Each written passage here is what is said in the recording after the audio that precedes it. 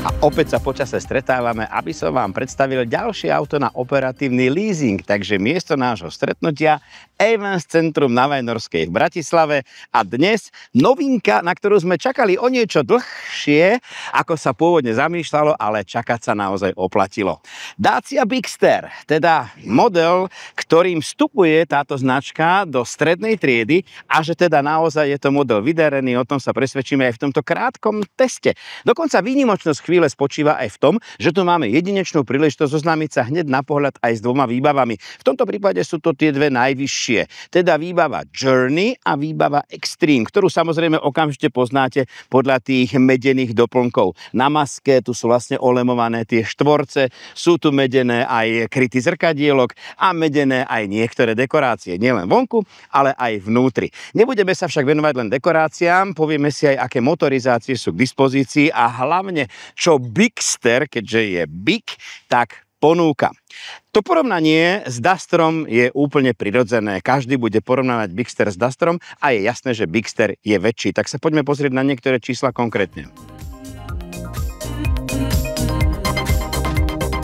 Pre vnútorný priestor je samozrejme najdôležitejší rázvor osí kolies. V tomto prípade 2,70 m, čo je o 4 cm viac a to je naozaj veľký pokrok. Celková dĺžka 457 cm, teda o 23 cm viac ako Duster, stále porovnáme s Dusterom. No a takmer o 5 cm vyššie auto znamená, že má 171 cm, to je skoro toľko ako ja. No, jednoducho je to fakt, že už kúsisko auta.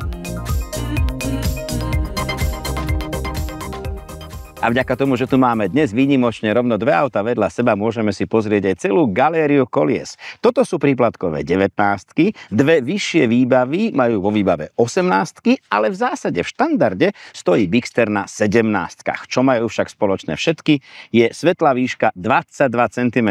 A to je celkom slušná kvalifikácia do terénu, do ktorého je určený práve ten sivý, keďže má aj pohon všetkých štyroch kolies.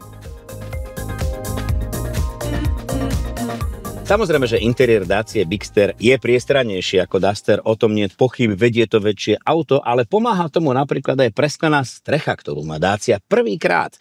Ďalej sú tu veľmi pekné materiály, keďže som si vybral na ukážku práve verziu Extreme, aby sme sa mohli pozrieť na tie medené výplne, o ktorých som hovoril, na to prešitie, obšitie na sedadlách, veľmi príjemný materiál, ale zase buďme úprimní a realisti, stále sme v značke Dacia, takže tie lacnejšie materiály na prístroj na dverách, tie sú tu stále prítomné. Niekde bolo treba ušetriť. Ale za to sú tu veľmi pekné dva displeje pred vodičom a centrálny displej infotainmentu 10-palcové.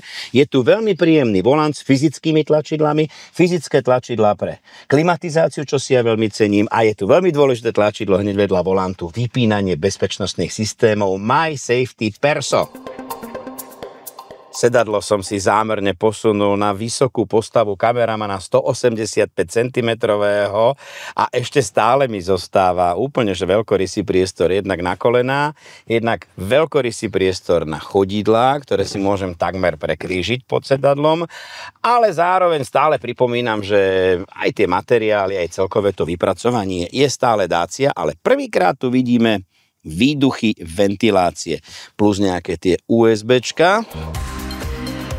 A keďže sedadlá sú delené v pomere 40-20-40, tak tá stredná časť vlastne funguje ako veľkorysá lakťová opierka. A keď som ju už sklopil, poďme sa pozrieť do kufra.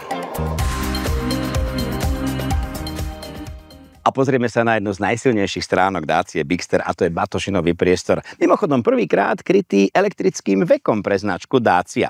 V prípade hybridnej verzie je tu 612 litrov a ešte stále zostáva priestor pre dojazdové koleso. Mimochodom, každá z tých motorizácií má trošku iný objem batožinového priestoru. Pre 4x4 mild hybrid je to 630 litrov, ale v tomto dvojitom dne sa skrýva plnohodnotné rezervné koleso, čo som naozaj už dávno nevidel.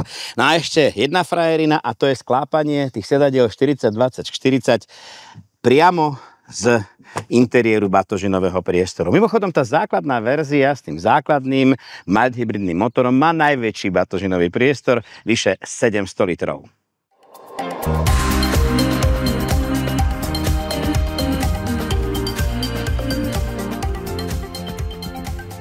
Opúšťam na chvíľočku Avance Centrum na Venorskej a idem si vyskúšať Dacia Bigster, hoci úprimne toto nie sú moje prvé kilometre. Rovno teda vypínam varovanie pri prekročení rýchlosti, lebo mi toto bude pípať jednoduchým spôsobom. My Safety Perso dvakrát stlačené, naozaj veľmi fajn.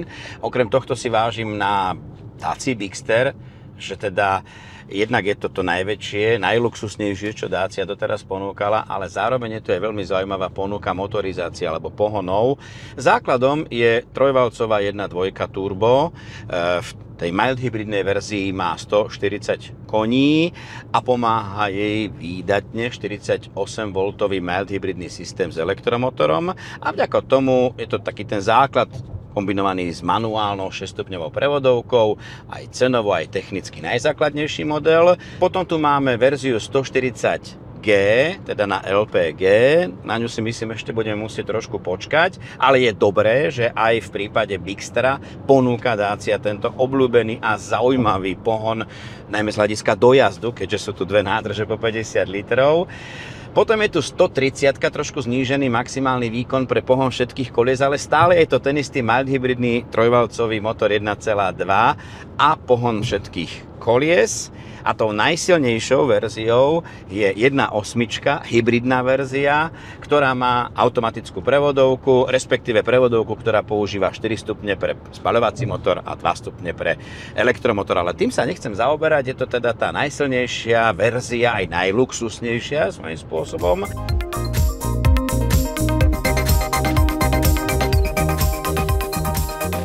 Naopak chcem sa vrátiť práve k tej 1.2 základnej 140 koňovej mild hybridnej so 6-stupňovým automatom, ktorej píšu spotrebu zhruba 5,5 litrov.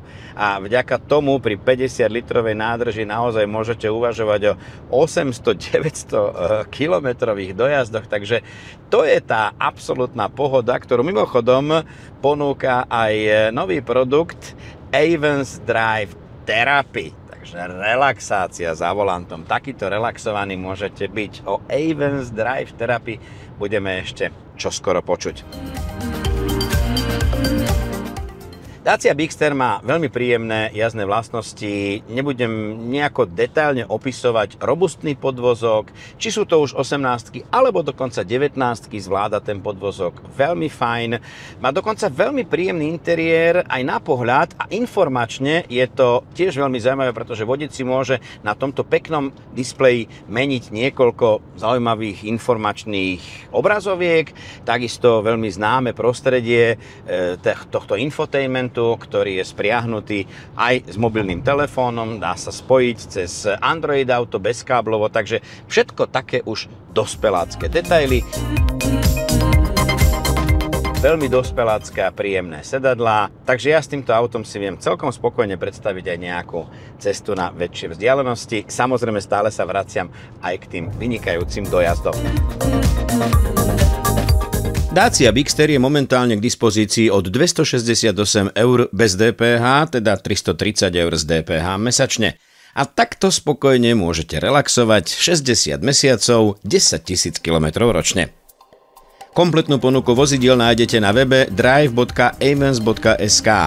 Nevlastnite, jazdite.